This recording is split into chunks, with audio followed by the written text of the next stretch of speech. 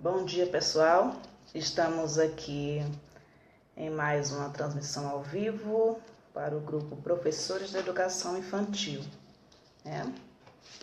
Aqui na Bahia deve estar chegando aí às 10 horas da manhã. E eu espero que a gente tenha aí um pouco de interação por parte de vocês e que a gente possa fazer uma troca interessante aqui nessa nossa live de hoje, onde nós vamos falar sobre jogos colaborativos, comunicativos e competitivos, e onde nós vamos falar sobre, fazer uma breve reflexão sobre os jogos de competição como um fator de exclusão no espaço escolar, né? Então, os jogos de competição geralmente são aqueles que têm que o professor dá mais ênfase, que o professor utiliza mais em sua sala de aula. Então, o professor utiliza bastante os jogos de competição, acho que na sua grande maioria, muito pouco jogos de colaboração e de comunicação. A gente vai começar aqui definindo o jogo, né?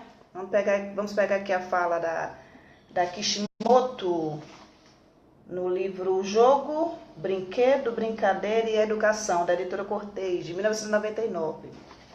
Kishimoto conceitua o jogo como uma ação voluntária que inclui uma intenção lúdica do jogador, com regras internas e ocultas, possuindo caráter improdutivo e incerto e tendo um fim em si mesmo. Uma atividade livre que se imposta deixa de ser jogo. Então, gente, o jogo precisa sempre ser algo que a criança queira participar, que seja uma ação voluntária da pessoa, né? No caso da criança, uma ação voluntária, né? Assim também como a brincadeira, que é uma ação voluntária da criança, né? Aqui a conceituação também da Kishimoto. Brincadeira, ação voluntária e consciente que a criança desempenha ao concretizar as regras do jogo, ao mergulhar na ação lúdica, né? Então, a brincadeira acontece em meio ao jogo, né, gente? Vamos lá, minha gatinha tirou minha concentração aqui, acabou de subir na mesinha. Mas tudo bem, né? Vamos lá. Então, a gente vai começar aqui pela questão da exclusão. Geralmente, alguns professores querem forçar algo voluntário. Então, uma vez forçado, deixa de ser jogo, né? Uma vez forçado, também deixa de ser lúdico. Então, quem trabalha o lúdico de forma forçada, forçando a criança a brincar, fazendo com que a criança crie uma aversão pelo jogo, pela brincadeira, não está realmente trabalhando de forma lúdica, trabalhando de forma mecânica dentro de uma teoria que propõe o lúdico, entende? Então, quando eu falo da questão que tudo descamba na postura do educador, em como o educador aplica determinado jogo, determinada brincadeira, e que a brincadeira por si só, forçada, ela passa a não ser lúdica e fere totalmente aos princípios da teoria do brincar. Então, é disso que a gente vem falando. A gente fala da postura de cada professor diante do jogo, né? E competição geralmente a maioria dos jogos que a gente utiliza em sala de aula. Que pode ser, sim, um fator de exclusão muito forte. Uma vez que se a gente insistir em aplicar um jogo repetitivo que requer um vencedor, em que se premia quem se destaca, e geralmente há um aluno que se destaca e os demais não se destacam, ou há um aluno que não se destaca naquele tipo de jogo, então nós estamos excluindo. Quem quer perder sempre, né, gente? Perder e ganhar é algo que a gente deve ver como natural. E a gente fala para a criança, olha, a gente vai jogar aqui, a gente vai brincar, mas se você perder não tem nada demais, é normal perder. Tá bem, é normal perder, mas todo dia? Todo tempo?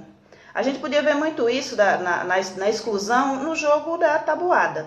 Primeiro era um jogo imposto, pelo menos para mim, que odiava o jogo da tabuada, a tabuada era um jogo imposto.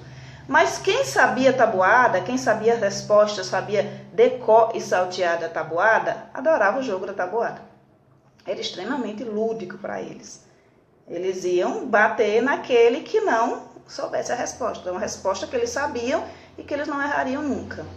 Então eu costumava, no dia da tabuada, que geralmente era numa quarta-feira, depois da aula, que a professora fazia esse jogo, essa brincadeira, esse momento lúdico, era pavoroso para mim.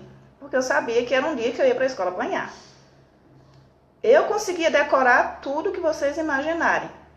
Tudo, tudo, tudo. Eu era uma pessoa que para decorar era maravilhosa. No antigo sistema a gente decorava muito, né? Eu era ótimo decorar, mas a tabuada eu não conseguia. Porque o trauma era tão grande que eu não conseguia decorar a tabuada. Por mais que eu me esforçasse, por mais que eu tentasse, estudasse a tabuada, eu não conseguia decorar. No momento que a professora me perguntava, eu esquecia completamente e eu acabava apanhando. Então, era um fator que me excluía, extremamente. Por conta de que era utilizado esse jogo o tempo inteiro, toda semana, sem fazer uma maior reflexão. E como aquilo estava sendo interessante para o aluno, era feito para que o professor verificasse a aprendizagem de um conteúdo, mas não era feito de forma a contemplar todos os alunos, de forma que cada um ganhasse um dia. Era feito simplesmente para que tivessem os vencedores e os perdedores, gente. E quem quer ser o perdedor todo santo dia, né? Quem quer ser o perdedor todo santo dia? Uma vez que deixa de ser lúdico e uma vez que deixa de ser voluntário, aí a gente já perdeu completamente a ideia do jogo e completamente a ideia do processo que a criança vai passar, em que ela vai socializar, em que ela vai se divertir naquele momento. Então a gente deve prestar bem atenção nessa questão aí, de como jogos competitivos podem ser excludentes. Então, quando nós formos fazer jogos de competição, que a gente faça observando onde cada aluno se destaca, em qual área ele se destaca, e a gente procure também contemplar aqueles alunos que não se destacam em determinada área. Então, se eu for fazer um jogo de matemática, onde eu sei que o meu aluno é fraquinho naqueles conceitos, e eu sei que ele não vai ganhar, eu vou fazer um jogo de competição, e eu sei que ele se destaca mais na área da linguagem, ou na área da música, ou na área do movimento, eu vou também fazer jogos de competição que contemplem a música, o movimento, e que eu vou dar para a criança o direito dela também ganhar, dela não ficar o tempo inteiro sendo excluída, né? Fernando está dizendo aqui que no desenvolvimento dos jogos eu procuro implementar artifícios que gerem a curiosidade. Então, promova a interação espontânea das crianças. Exatamente. Uma vez que você faz com que a criança tenha curiosidade por aquilo que você está levando para a sala de aula, espontaneamente elas vão sentir o interesse de participar, né? Algumas aí talvez ainda criem certa resistência. Mas se elas ficarem curiosas, realmente é muito mais fácil que elas interajam e que elas voluntariamente queiram jogar, que elas voluntariamente queiram participar do jogo. Uma vez que deixa de ser lúdico e voluntário, deixa de ser prazeroso também, está dizendo a Jamile. Exatamente, Jamile. Se não for voluntário, não é jogo. E se for forçado, não é lúdico.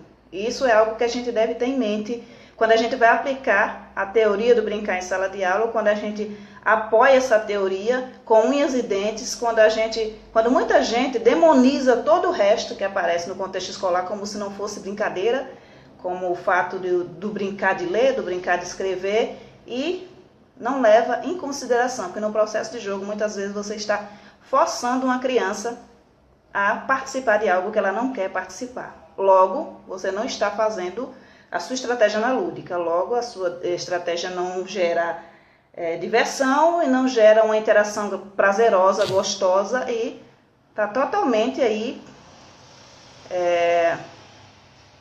como é que eu posso dizer, totalmente aí fora do que a teoria do brincar defende, né? Eu acabei de perder aqui um comentário, pena que eu acabei de perder um comentário, gente, passa muito rápido aqui, entende? Aí não dá para eu ler tudo. Mas assim, quando eu falo do jogo de competição, acho que alguém perguntava aí sobre o jogo de competição. Quando eu falo que ele pode ser um fator excludente, chegou alguém agora, né? É aquele jogo, cheguei agora, acredita que eu brincar não pode ser competição? Não, de forma nenhuma, Antônio. Era o que eu estava falando agora há pouco. Acho que você chegou agora, você não viu o início da live. A competição é necessária no espaço escolar, mas não a mesma competição, não a competição imposta, não aquela competição que está ali no espaço escolar todos os dias, em que um aluno se destaca e o outro aluno não se destaca. Entende?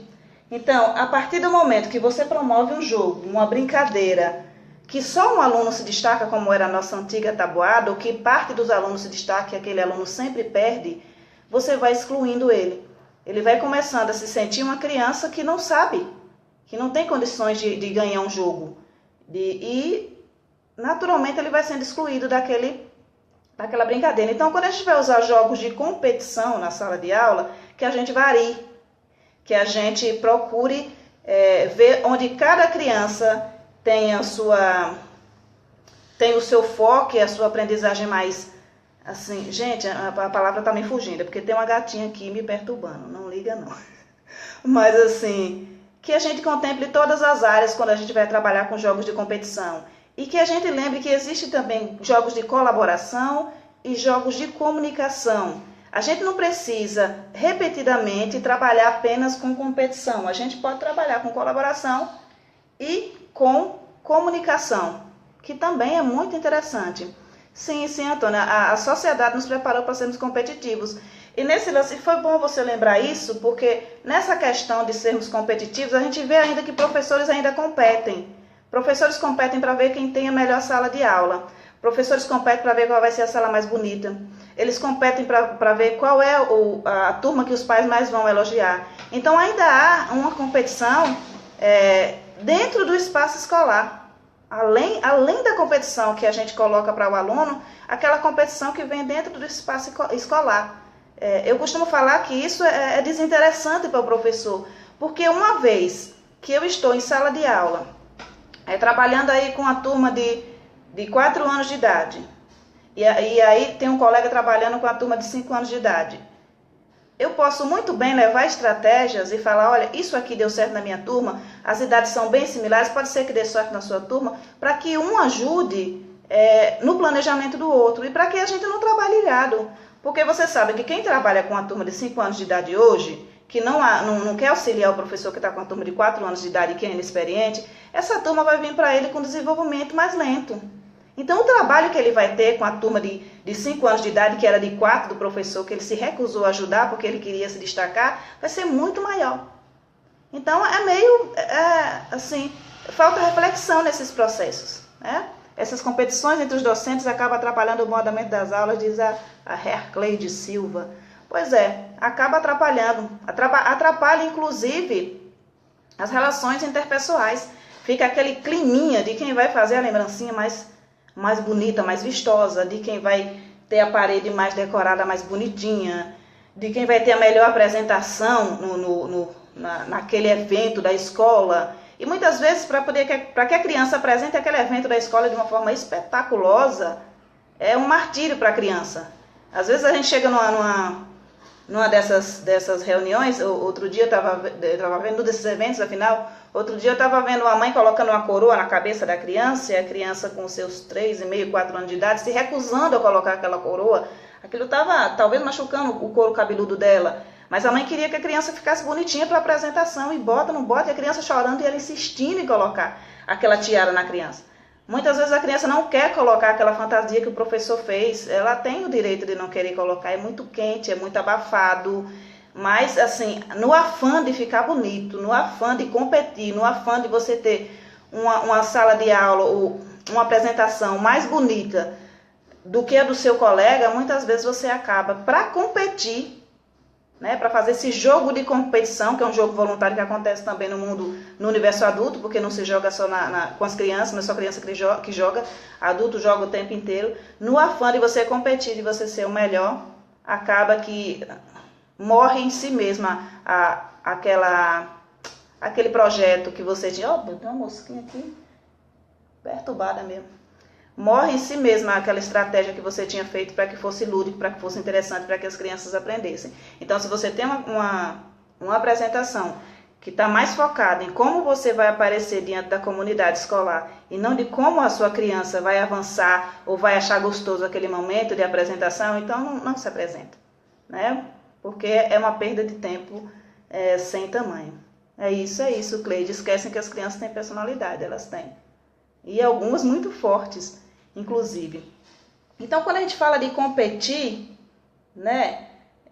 E de colaborar e de comunicar, geralmente o que é mais pedido pela comunidade escolar são jogos de competição, em que as crianças vão competir umas contra as outras para ver quem é o melhor, para ver quem é o destaque. E aí a gente até premia o melhor aluno, a gente leva ali aquele doce, né, que é muito comum levar doce para as crianças, assim.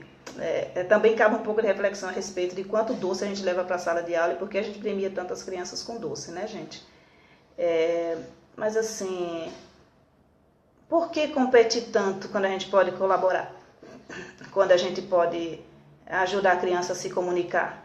Quando há tantas outras formas de você agregar valor à sua prática pedagógica, né? Então, falando aqui, já que a gente já falou tanto sobre essa questão de como pode ser excludente, uma forma que a gente costuma competir muito é competir em grupos, né? Então a gente escolhe aqueles grupinhos e as crianças fazem o jogo ali, quando perde 5 ou perde 10. Talvez seja menos doloroso, mas ainda assim perder repetidamente, continuamente é muito ruim. E a turma que perde, às vezes ainda chega em casa chorando porque eu perdi e a professora foi injusta, porque a regra era assim, não era assado. Ou estava jogando um joguinho e a bola pegou no colega e a professora disse que não pegou e o outro disse que pegou. Entende? Então, acho que cabe a gente refletir também sobre essa questão da competição e de como a gente leva a competição, em que eixo a gente está colocando essa competição, que áreas a gente está trabalhando com o jogo, para a gente não estar trabalhando sempre só o jogo na matemática, ou sempre só o jogo na linguagem, porque a gente sabe que tem criança que se destaca mais em uma determinada área do que na outra, isso é natural do ser humano. Tem gente que gosta mais de exatas, tem gente que gosta mais de humanas. Então, gente, é uma live curta, é como é que eu falo? É uma reflexão também curta, rápida, para que a gente possa fazer uma análise um pouco a respeito daquilo que a gente tem levado para a nossa sala de aula, né? Mas como é que a gente vai trabalhar, assim, utilizar o jogo de colaboração e o jogo de comunicação na nossa sala de aula? Porque não é só a gente falar, faça isso, não faça aquilo, e nem só falar para o professor, você tem que fazer isso, você tem que fazer aquilo. É a gente nortear também uma prática, quer dizer, olhar outras possibilidades, a outros que fazeres, a outras formas de você trabalhar com jogo em sala de aula, que não seja apenas competição. Porque como a gente vem de um sistema extremamente competitivo, que ensinou pra gente que a gente tinha que ser o melhor, que a gente tinha que competir, continuamente a gente traz esses ranços e nem percebe, né? Então vamos lá.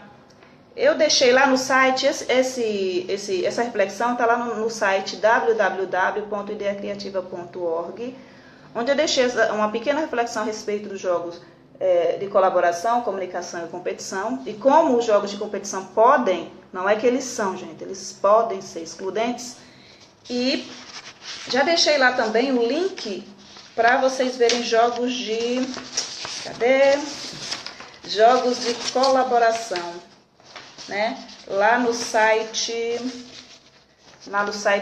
Teach Preschool. Não sei falar inglês, tá, gente? Mas eu me esforço. Teach Preschool. Lá da professora Deborah Stewart.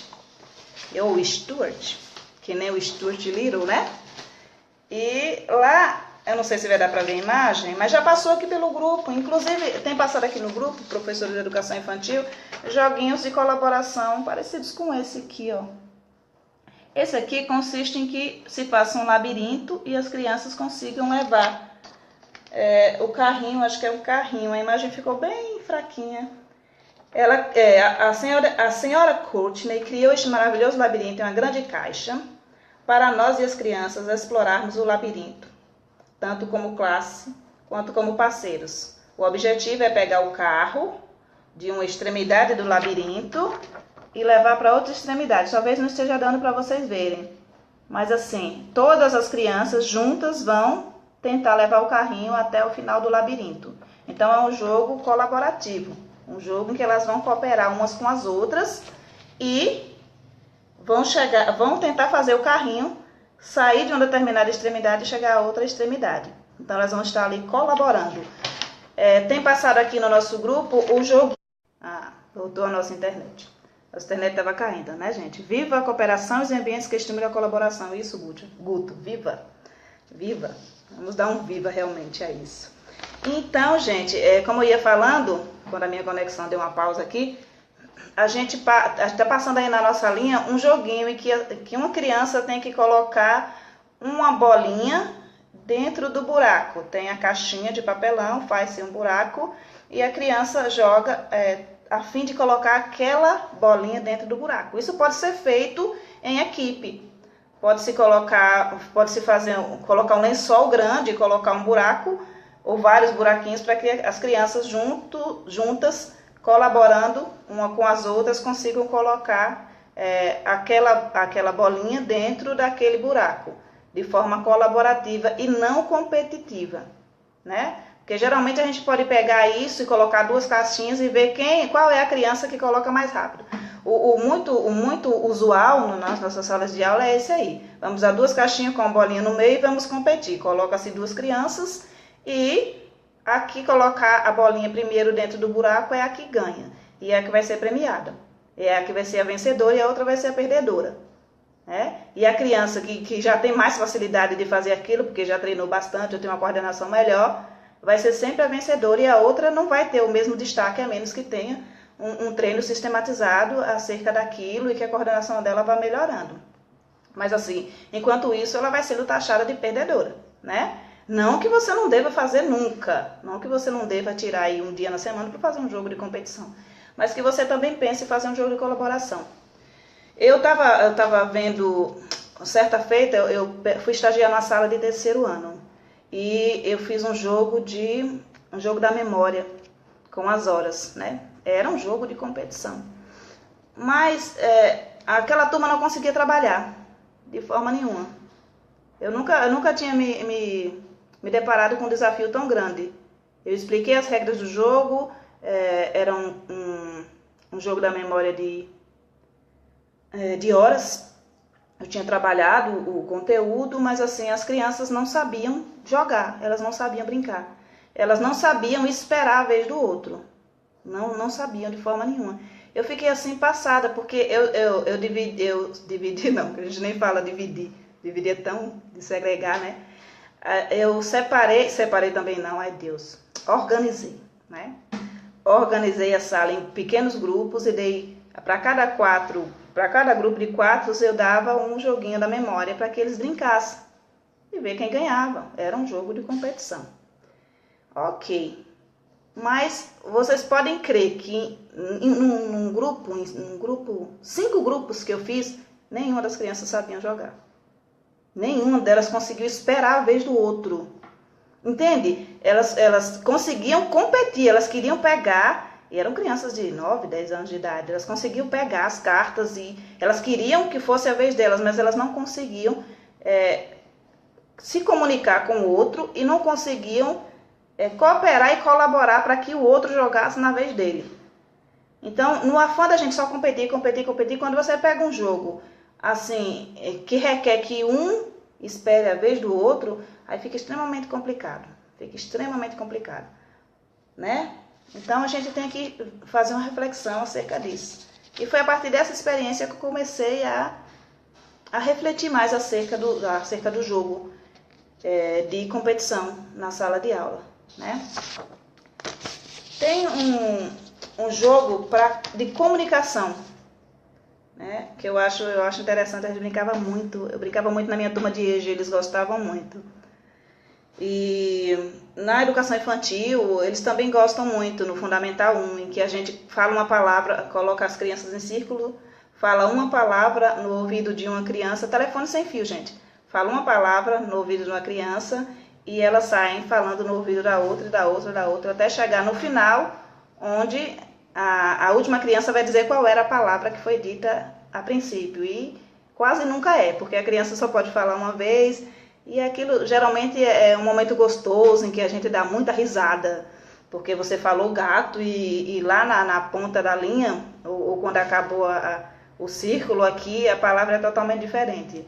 Então, assim, é muito interessante. E também uma reflexão, para que a gente observe como é a comunicação. Como a gente precisa comunicar com clareza. Como a criança precisa chegar no ouvido da outra, ainda que seja uma única vez, e falar a palavra com clareza. Para que quando a gente terminar ali, chegar na última criança, a palavra que a gente tinha falado aqui na ponta seja a mesma palavra de lá. Então, as crianças vão aprendendo também a como se comunicar. O jogo do lençol, eu falei para vocês, eles colocam o jogo de paraquedas, tem uma foto aqui. Eu deixei lá no site, tá, gente, o link, para que vocês... Aí, tem um lençol, um buraquinho, ó, um buraco, e as crianças juntas tentam colocar a bola lá. Ela é um jogo de colaboração, de cooperação. E é um jogo muito gostoso, um jogo que as crianças, sabe, elas adoram esse jogo, elas adoram mesmo, né? Elas adoram. Esse outro jogo é com a caixa, salteando bolas e caixas. O link, gente, é em inglês, o site está em inglês, mas você usa o tradutor Google, eu deixei lá no site o link para que você vá até o site. As brincadeiras não estão no meu site, porque pertencem a um site, é o segundo site. Então, eu não sou de pegar e copiar o conteúdo de um site e jogar no meu. Eu coloco o link, você clica, acho que está escrito assim, veja agora 5 jogos de cooperação e comunicação. Aí você clica e aí você vai para essa página que é em inglês e você traduz lá. Ó, é uma caixa, uma tampa de uma caixa assim bem grande, são várias crianças, e a professora solicita que eles coloquem a bola em determinada extremidade, ó. A minha impressora tá tão fraquinha, não dá nem para ver direito. Mas assim, é bom que você vai trabalhando outros conteúdos. Aí a gente vai colocar a bola no canto direito, no canto esquerdo e tal. No canto que tá o aluno com a camisa vermelha. Tá vendo? E assim a gente vai trabalhando de forma cooperativa, né? O problema de esperar é grave entre os grupos, está dizendo a Silvane. A Silvani? Ou é Silvane? Não sei. Eu acho que é Silvani. Me corrija se eu estiver errado. Mas o problema de esperar, as crianças não aprendem a esperar a vez delas. Porque elas são ensinadas sempre a estarem competindo para ver quem é o melhor, para ver quem chega primeiro. Até quando você está na escola pública que tem a merenda, a criança quer ser a primeira a chegar na fila, elas saem correndo, elas esbarram umas nas outras.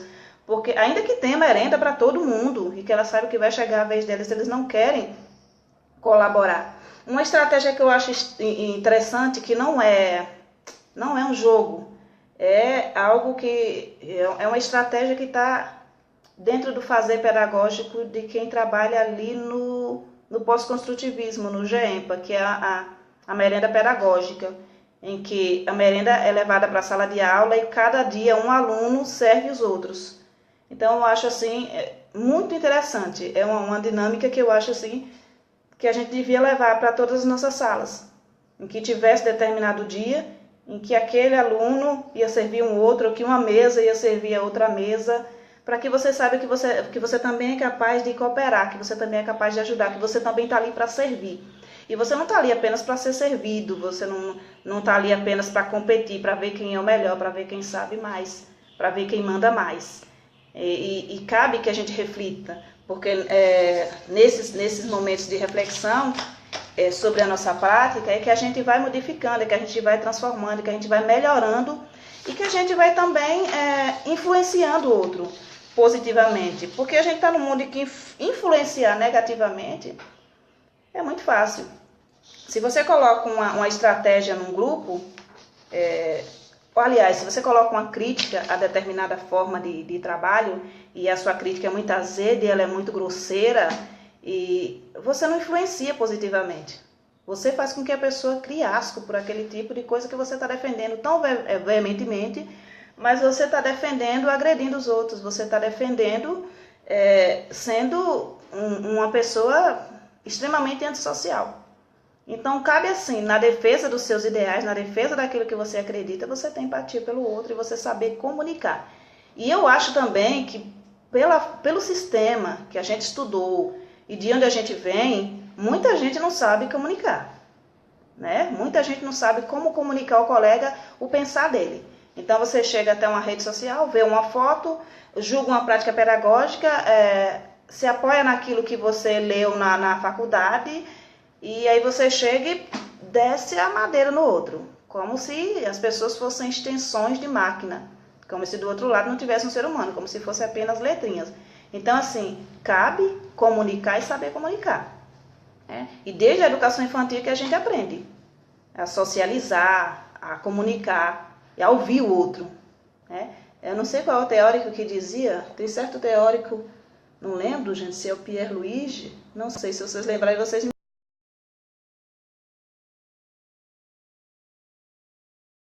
dizem aí, porque a gente já tem muito curso de oratória, falta um curso de escutatória, para que a gente aprenda a escutar o outro, para que a gente aprenda a entender que o mundo é diverso, que há diversidade de pensar. No momento que eu digo aqui, o jogo de competição pode ser um fator de exclusão no espaço escolar. Né? Se eu coloco como fator, ou pode ser. Na minha fala eu estou sustentando não que é o tempo inteiro. Não é uma fala extremista em que eu digo para você, o jogo de competição só exclui. Não, ninguém está falando que o jogo de competição só exclui. A gente está falando que o jogo de competição pode excluir. E isso vai depender da postura com que o professor está utilizando aquele jogo. Da forma como ele está aplicando, da forma como ele está propondo aquele jogo. Então, pode ser extremamente excludente, né? Então, cabe que a gente reflita aí. Eu usei até uma frase de apoio, vocês já devem ter visto os saltimbancos do Chico Buarque. Se vocês não viram ainda os saltimbancos do Chico Buarque, tem uma música que ele diz, todos juntos somos fortes, né? Então, é preciso que na educação infantil as crianças compreendam que juntos eles são fortes também. E também que a gente compreenda no nosso grupo, na nossa sala de aula, em meio à nossa equipe pedagógica, que juntos nós somos fortes. Nós somos muito mais fortes juntos do que sendo os melhores. Entende? Então, se eu pego aqui um grupo de professores do tamanho do nosso, com mais de 500 mil pessoas, vai ter diversos saberes, vai ter diversas formas de pensar. O mundo é extremamente diverso. Então, o que você vai apoiar, o outro não vai apoiar. Mas até que ponto a gente está competindo para ver quem sabe mais? E até que ponto a gente está colaborando e comunicando formas de se fazer melhor?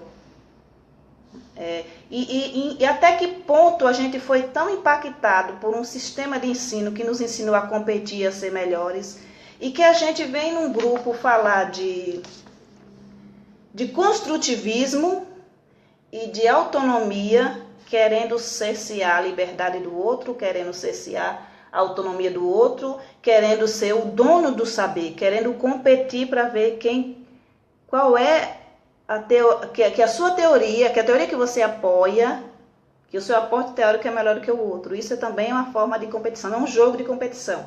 Como eu falei anteriormente, não é apenas a criança que joga, o adulto joga voluntariamente o tempo inteiro e joga na rede social. E joga com vontade de ganhar. Eu costumo falar que eu tô disposta a que a minha opinião seja mudada o tempo inteiro. Então você vai me ouvir falando uma coisa hoje, buscando não ser extremista, e amanhã eu posso dizer, olha, realmente aquilo que eu apoiava, eu não tenho vergonha nenhuma de dizer, apoiei isso e acredito que isso não seja algo que eu deveria ter apoiado, eu não tenho problema nenhum. Eu me dou ao luxo de mudar de opinião, tranquilamente.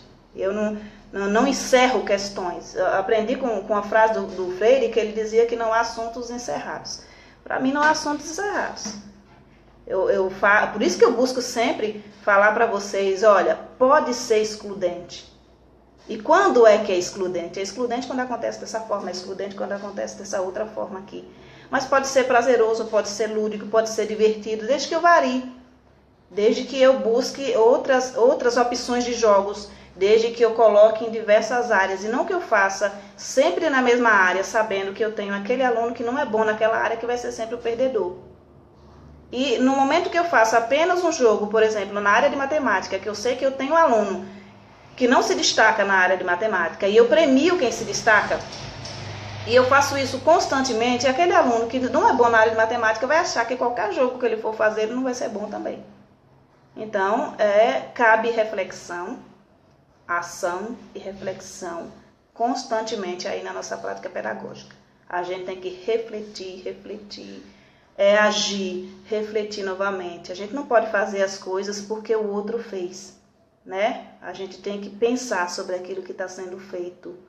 Tinha uma brincadeira muito interessante, uma brincadeira de cambalhota, que passou uma vez no grupo e que, nossa, foi uma coisa extraordinária, porque todo professor queria fazer aquela brincadeira da cambalhota, né?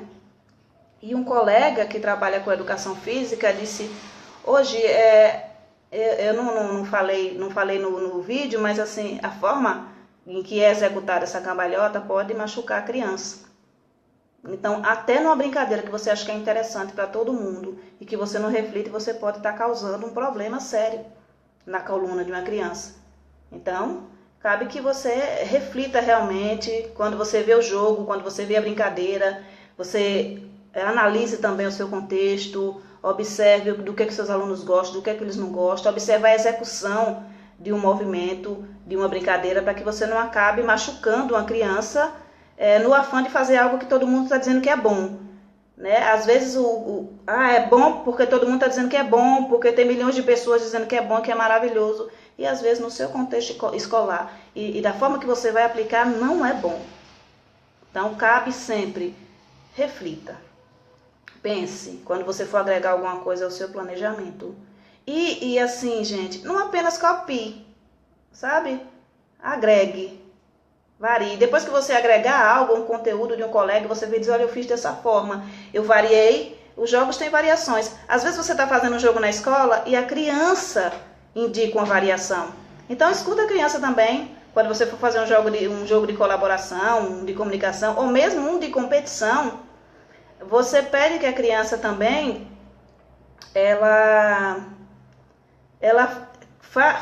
crie outras regras. Outras variações de jogos, porque aí também você está valorizando aquele processo e ela vai gostar de jogar um jogo que ela está inventando as regras. Então, essa foi a nossa live de hoje. Eu espero que vocês possam colaborar, a live vai ficar aí no grupo, né? Eu espero que vocês possam colaborar também, deixando as impressões de vocês.